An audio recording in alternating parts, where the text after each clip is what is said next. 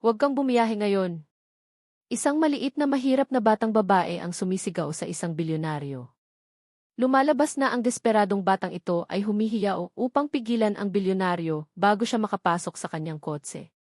Sa una, binaliwala niya ito, ngunit ang nasaksihan ng bata ilang sandali lang ang nakalipas ay maaaring magligtas ng kanyang buhay. Isang trahedya, isang babala, at isang pagpili na nagbabago ng lahat sa makapangyarihang kwentong ito tungkol sa dalamhati, kapalaran, at habag. Bago tayo magsimula, sabihin mo muna sa mga komento, anong oras na at saan ka nanonood? Tara na! Huwag kang bumiyahe ngayon. Ang sigaw ay matinis, hilaw at desperado, bumasag sa ingay ng lungsod. Napahinto si Silas. 40 taong gulang siya, nakabihis na parang mandirigma sa boardroom, naka-charcoal suit na perpektong tinahi, madilim na silk na kurbata na mahigpit sa kanyang liig, at mabigat na Gliman luxury watch sa kaliwang pulso. Ang kamay niya ay ilang pulgada na lang mula sa pilak na hawakan ng kanyang itim na Rolls-Royce. Bigla siyang lumingon, otomatikong depensibo ang tindig, nakabukas ang mga palad sa gulat habang sinusubukang tukuyin ang banta. Ilang hakbang lang ang layo sa bangketa, isang batang babae ang nakatayo. Hindi siya maaaring higit sa 7 o 8 taong gulang. Maitim ang balat, magulo ang makapal na natural na buhok, at halos nalunod sa sobrang laki at sira-sirang mga damit. Isang kupas na asul na jacket na may mansa ng dumi ang bumalot sa kanyang makitid na balikat, at isang gusgusing kulay abong kamiseta ang nakalailay hanggang tuhod. Ang mga gilid ay punit at maitim sa alikabok. Nakaturo ang nanginginig niyang daliri diretso sa kanya. Malalaki ang mga mata, hingal na para bang tumakbo siya ng ilang bloke. "Excuse me," tanong ni Silas, matalim ang boses, dala ang otoridad ng isang bilyonaryong hindi sanay na gambalain. "Nasaan ang mga magulang mo?" "Wala akong oras para." "Huwag kang sumakay sa kotse," putol ang bata, nanginginig ang tinig ngunit matigas ang paninindigan. Hindi niya ibinaba ang kamay. "Hindi ka pwedeng sumama sa kanya." Nakunot ang noo ni Silas, naglalaban ang inis at pagkalito. Tumingin siya sa paligid ng abalang bangketa. Ang mga tao'y naglalakad, nakayuko, pilit na iniiwasan ang eksena. Bumalik ang tingin niya sa bata. "Makinig, kid," sabi ni Silas, sabay kuha ng leather wallet mula sa loob ng kanyang suite. "May board meeting ako sa Chicago sa loob ng 3 oras. Naghihintay na ang private jet ko. Wala akong oras sa laro. Heto, bumili ka ng makakain." Inabot niya ang malutong na $100 bill. Ni hindi tiningnan ng bata ang pera. Nakapako ang mata niya kay Silas. "Hindi ko kailangan ng papel mo. Ang gusto ko, lumayo ka sa pinto ng kotse. Kapag sumakay ka, mamamatay ka." At siya rin. Nanigas si Silas.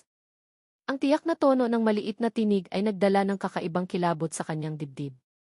Mabilis niyang isinara ang wallet, biglang alerto ang isip. "Anong ibig mong sabihin?" tanong niya, mababa at matindi ang tono. "May nagsabi ba sa'yo na sabihin yan? Corporate stunt ba to? Binayaran ka ba ng kalaban ko para madelay ako?" "Walang nagbabayad sa akin," sagot ng bata, ibinaba na ang braso ngunit nakasara pa rin ang kamao. "Invisible ako. Hindi ako tinitingnan ng mga tao, pero ako tumitingin sa kanila. Natutulog ako sa eskinita sa likod ng panaderya sa kanto. Nakikita ko ang lahat." "At ano ang nakita mo?" hamon ni Silas. "Nakita ko ang driver mo," sagot ng bata, tumango sa lalaking nasa harap ng kotse. "Yung nakasuit na parang sayo, pero mas mura." Pumasok siya sa panaderya para bumili ng kape 10 minuto ang nakalipas. "Nandoon ako sa tabi ng basurahan." Nagpatuloy ang bata, mabigat ang boses, hindi niya ininom ang kape. Tumawag ang telepono. Saglit siyang nakinig tapos ibinagsak ang tasa. Nabuhusan ang sapatos niya, pero wala siyang pakialam. Lumuhod siya sa bangketa. Umiyak siya. Hindi yung malakas na iyak. Yung tahimik. Yung parang nakalimutan mong huminga. "Alam ko ang ganong iyak, mister." Dahan-dahang lumingon si sila sa windshield ng Rolls-Royce. Si Martin, ang driver na 7 taon nang walang sablay, nakaupo sa manibela. Maputla, walang kulay ang mukha, nakapako ang tingin sa pader sa tapat. Walang galaw. Walang buhay. Kapag pinatakbo mo siya sa highway, bulong ng bata, hindi niya makikita ang preno. Hindi niya makikita ang liko. Hindi niya makikita ang pula. Wala na siya, mister. At kapag sumakay ka, sasama ka sa kanya. Tumibok ng malakas ang puso ni Silas. Isang lalaking nakatayo sa lohika, sa datos, sa kalkuladong panganib. Pero ang obserbasyon ng bata ay hindi matatakasan. Lumapit siya sa bintana, kumatok. Walang reaksyon si Martin. Binuksan ni Silas ang pinto. Martin, mahinahong tawag niya. Dahan-dahang tumingin ang driver, parang lumalangway sa malalim na tubig. Walang laman ang mga mata. Good morning, Eva Thorne. Nakaset na ang ruta. Makakarating tayo sa airstrip sa loob ng 45 minuto. Monotono ang boses. Patayin mo ang makina, Martin, utos ni Silas, marahang hinawakan ang balikat ng lalaki. Sir, ang meeting. Cancelled na, mabilis na pagsisinungaling ni Silas. Patayin mo ang kotse. Lumabas ka. Nag-alinlangan si Martin pero pinindot ang ignition. Tumigil ang makina. Paglabas niya, bumigay ang tuhod. Nasalo siya ni Silas. Biglang bumigay ang dam. Umiyak si Martin, hagulgol na puno ng sakit. Ang asawa ko at bulong niya, halos hindi makahinga. Tumawag ang ospital.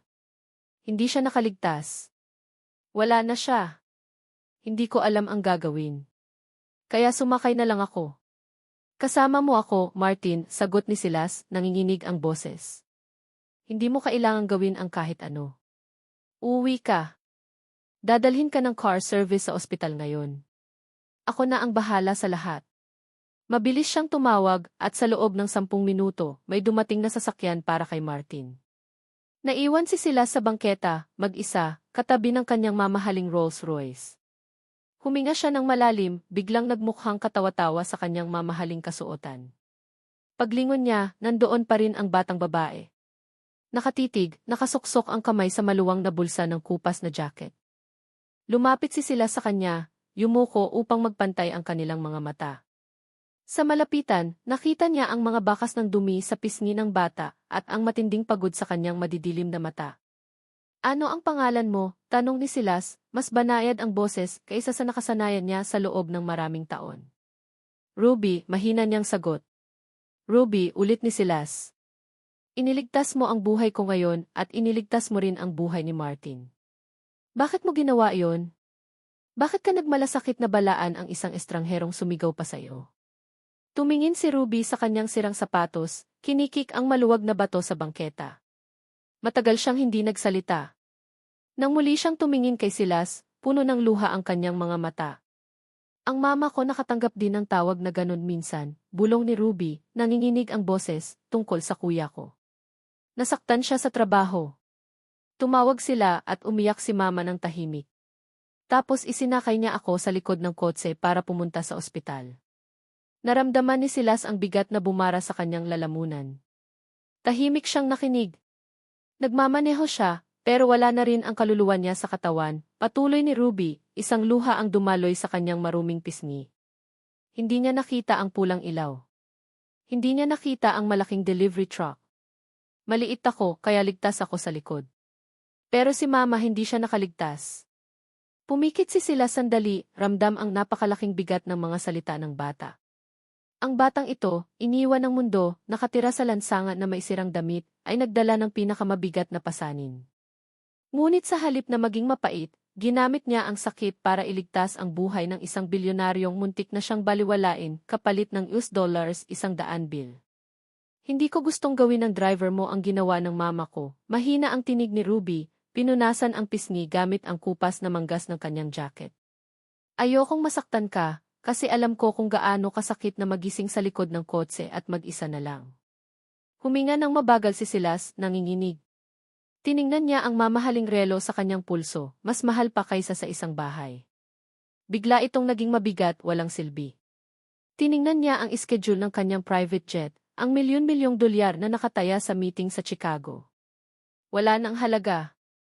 Wala ni isang bahagi ng kanyang imperyo ang mas mahalaga kaysa sa biyayang dala ng batang nasa harap niya. Isinuksok niya ang telepono sa bulsa. Ruby, sabi ni Silas, banayad ang boses. Kanina sinabi mo na invisible ang mga tao sa lungsod na to, na hindi ka tinitingnan ng mga tao. dahan-dahan siyang tumango. Pero nakikita kita, sagot ni Silas, diretso ang tingin sa kanyang mga mata. Nakikita kitang malinaw at lubos akong may utang na loob sa'yo. Kumurap si Ruby, may halong pag-aalinlangan. Bibigyan mo ba ulit ako ng papel na pera? Napangiti si Silas, tunay at banayad. Hindi, walang papel na pera. Pero iniisip ko, dahil kanselado na ang flight ko at wala na akong schedule, baka payagan mo akong ilibre ka ng tanghalian. Kahit saan mo gusto. Sinuri ni Ruby ang mukha niya, hinahanap ang patibong. Nang wala siyang makita, bahagyang lumuwag ang kanyang balikat. May dinner 2 bloke mula rito. Gumagawa sila ng pancakes na may chocolate chips, pero lagi nila akong pinapaalis kapag nakatayo ako sa bintana. Tumayo si Silas, inayos ang kanyang kurbata. Tiningnan niya ang matapang, basag, ngunit napakagandang batang babae na winasak ang kanyang malamig na mundo. Pinapangako ko, mariin niyang sabi, inilahad ang kamay, hindi ka na muling palalayasin mula sa bintana. Tara!